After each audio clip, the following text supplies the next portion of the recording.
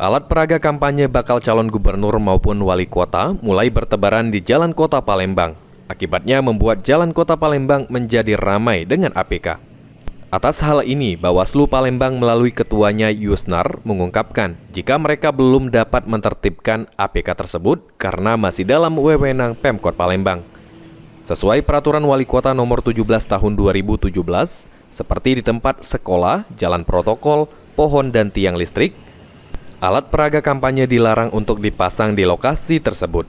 Dan sejauh ini disampaikan oleh Yusnar, pihaknya telah menemukan alat peraga kampanye yang dipasang melanggar dan akan diteruskan ke pemerintah Kota Palembang untuk ditindaklanjuti.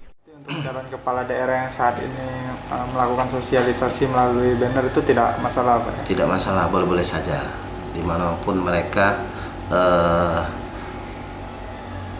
menaruh gambar ataupun kecuali tentang perwali 2017 itu yang keberadaannya di tempat ibadah ataupun di taman-taman yang mengganggu keindahan kota itu pemerintah kota boleh menurunkan.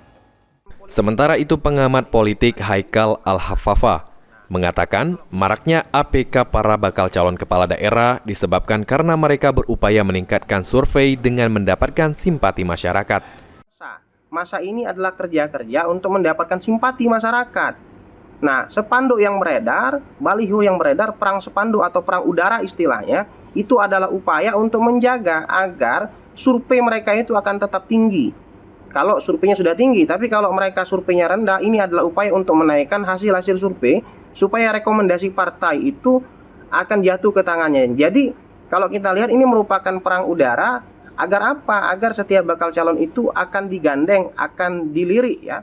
Adalah upaya untuk Eki Saputra, PAL TV.